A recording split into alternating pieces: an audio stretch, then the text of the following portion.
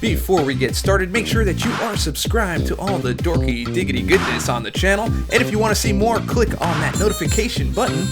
Now enjoy the video. Learn a little something. Take a lesson. Learn it all. Yo, this is Dorky Diggity Dave, and today I'm going to talk about some thoughts about this whole thing with like burnout and the game and all that kind of stuff. So I've got some notes here.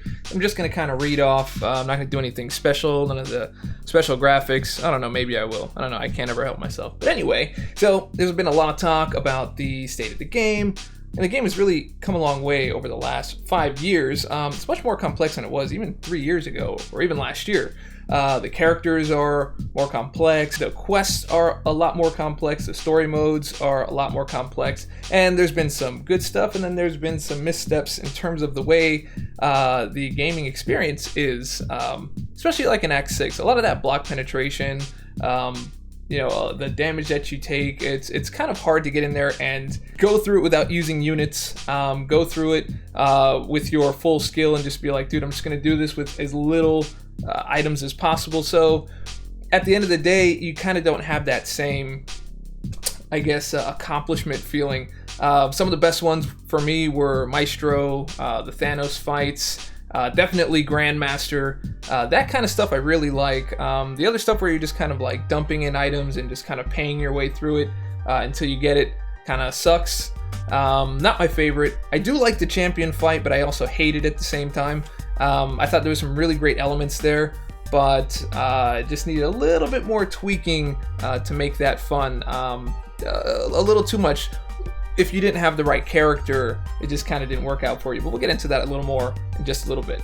Now, I've made videos before regarding being burned out, like when I stopped playing higher tier Alliance War. I just kind of got out of that. I wasn't even in Alliance for a little while, just kind of chilling out.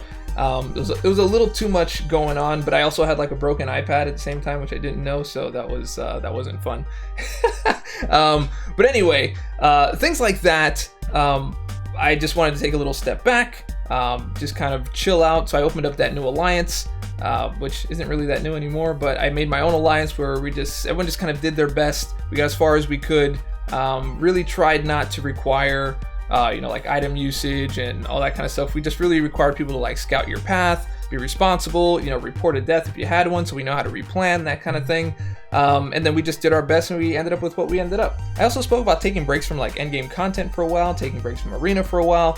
Because just sometimes if you're always chasing the biggest and the best, to be the first all the time, personally, I feel like it's a little unrealistic and like unsustainable, so burnout is going to be inevitable. Anyway, with all that being said, with burnout, there's a couple things that I do personally, and that is to set like clear goals in the game, meet that goal, and then take a small break from that particular subject. So, for instance, if you're looking to, stack like, 5,000 units, hit the arenas, hit the quests, all that stuff, get your 5,000 units, and then step back a little bit, take a little bit of a break, enjoy other parts of the game, take a week off of, doing anything too serious, and then, come back and meet another goal if you want to.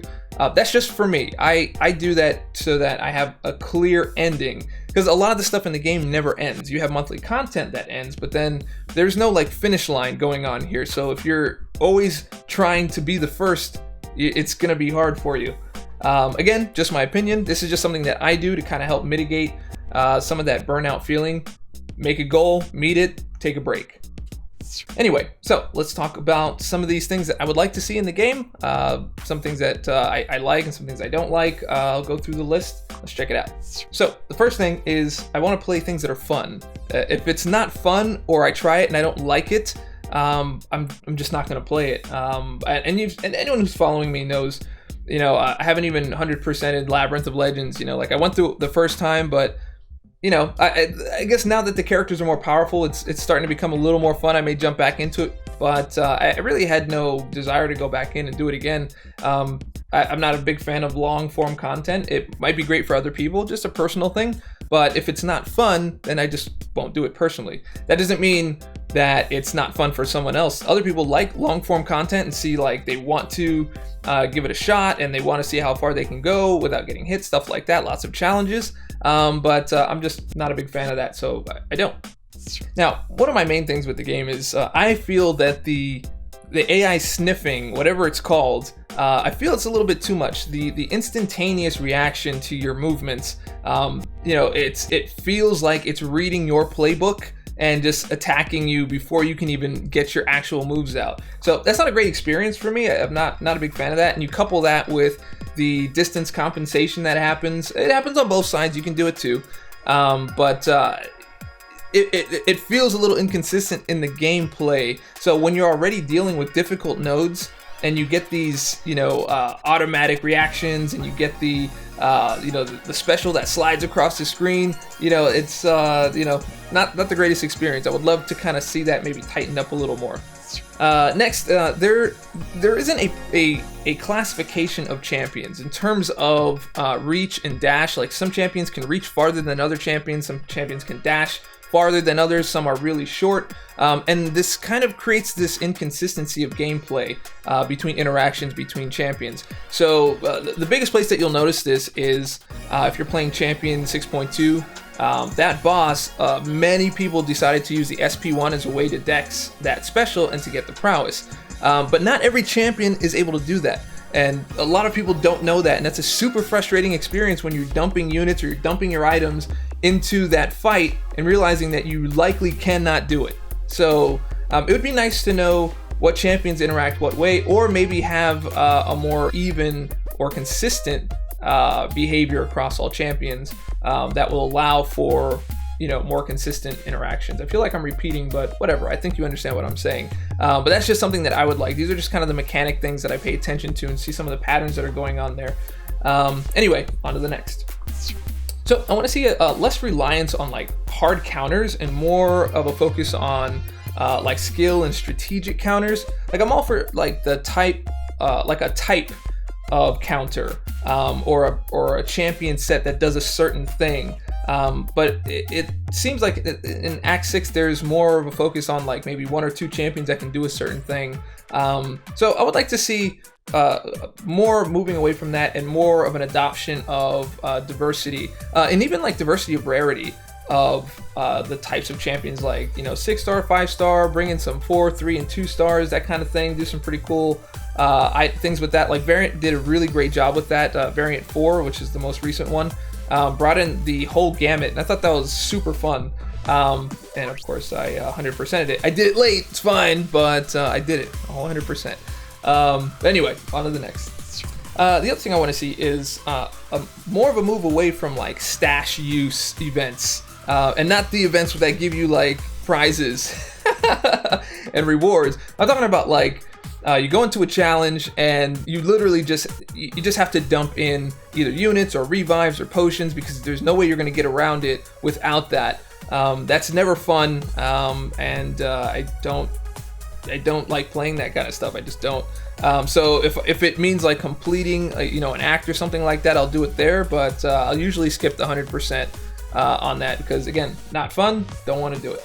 I'd like to see a new arena. The arena right now I do for milestones. I jump in there, I make sure to do it as efficient as possible, so I try to get as many champions as possible.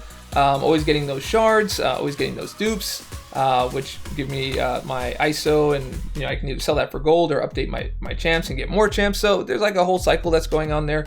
Milestones and getting to the top 1 to 10% are usually where I stop. And that's the thing, because I would like to go for a champion, but I just won't. I don't want to. I see how long it takes and how much work it requires, and that's not a good trade-off for me in my current position. Especially like, if you have a family, wife and kids, stuff like that, it's really, really tough to jump in there and try to get a champ. It's a little easier to kind of throw some dough at some crystals and see if you can get lucky. And if you don't, then you just don't get it. That's it. But a change to that system, I think is needed, because even for people that do want to go for champs, I'm not saying to make it easier to get champs, but those numbers are pretty daunting, and that burnout is real, super real. If you're going for like, say, 80 million and you miss it by 500k or something like that, man, that sucks. So as I mentioned before, greater use of the roster. I do want to see that dive into rarity, because it really does kind of stink when you are you're upgrading a certain set of rarity. Let's say you have 2 to 3 stars, and all of a sudden you now have access to 4 stars, and you can use those 4 stars in content, which I know people are getting 5 stars a lot earlier. But they're kind of missing out on those earlier rarities and being able to play with a more diverse set of champions. I think that is good not only just for experience, but it's great for the player itself, so they can learn more about new champions, champions that never played before. They're much more rounded in the game. I just think it's a better experience. You get more of a payoff for your investment in these characters all this time, especially if you've been here from day one, or you're coming back to the game. You want to be able to use everything that you've cultivated over this time. Again, which is why Variant was so great, because you were able to play champions you were just like, wow, I never used this before, or maybe you discovered a new synergy, or you discovered a new play style or something like that. It all works and it all feeds into the game, and that is very fun, and that's what I like to do. An example of stuff I didn't think was very fun was dungeons. I played it maybe a couple times, didn't really care for it. Incursions changed all that, so good job with that. I really do like that, and of course there's always work to be done. So looking forward to the next iteration or update of that whenever that comes out. But having a good time with that so far. It's a great way to get gold and shards and things like that if you don't like arena. Unless you're looking for units and stuff like that, you gotta hit that arena and quests and things like that. But anyway, now while diversity in rarity is something that I talked about, I do want to see more diversity in terms of champions, not champion, because I know that's confusing. But I do want to see more diversity of champion usage. So in the 6-star pool, you're getting a lot of these champions that are older, and they're not finding as much use in later gameplay. I would love to see something like a hashtag being assigned to those older champs that are kind of designated as not as useful, and have maybe a quest that has a global node or something like that will empower that particular hashtag to have increased attack or increased crit or crit rate or crit damage, something like that. Just spitballing off the top of my head on that one, but just something that gives a little love to those champions, because there is this whole thing of, there's god tier champions and people that are using them and they're getting through content easy, they're cheesing content here and there, but then you have these other characters that are on the lower echelon that they're getting with 6 stars, and those take a lot of work to get, those 6 stars. And if you've gotten a few of the ones that aren't deemed the best, that's also not the greatest feeling either. But I would love to see some kind of love in that direction, because you can't get the reworks always, you can't always get the synergies, they're not always available right away, so they end up sitting on those champions for quite a long time before they can do something with it. So I don't know, hashtag, we'll see if something happens with that. I don't know. Now that I think about it, I think it's not a bad idea. Okay, moving on. AQ and AW, I don't really know what to do with those off the top of my head. Just I know that they've become kind of monotonous. You just kind of go through. I know whenever I see AQ, I'm starting to sigh now. I'm just but I play map 6. I would like to play map 7, but it's expensive. I really don't want to grind all that much, so that grind versus reward isn't worth it for me, because that aspect would be not fun. Although I do find map 7 a lot of fun, I don't want to put in that much to keep it going. It's quite expensive. And not everyone is always down for that in the Alliance. Some people might be, some people might not be, but it's not always a universal thing. So I'm not quite sure what to do on that one. And then actually AQ on a Sunday has been kind of bothering me lately. I always can't wait till the cycle just lets me off on the weekend. Don't know about you guys, might be the same thing. And Alliance War is probably one of my least favorites in the game.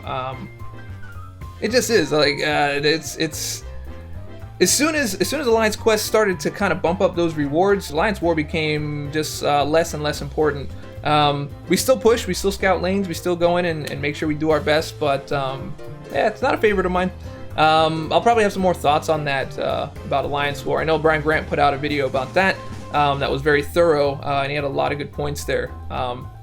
and I agreed with a lot of them, so probably just check that video out. That's all I got for now. Just wanted to throw down those quick few thoughts. I'm pretty sure I missed a few things, but I'll probably just come at them again if you ask me some questions on a stream whenever that happens. And all right, leave your thoughts below. Let me know what you guys think, and I'll check y'all on the flip. Oh, Potamus. Learn a little something. Take a lesson. Learn it all.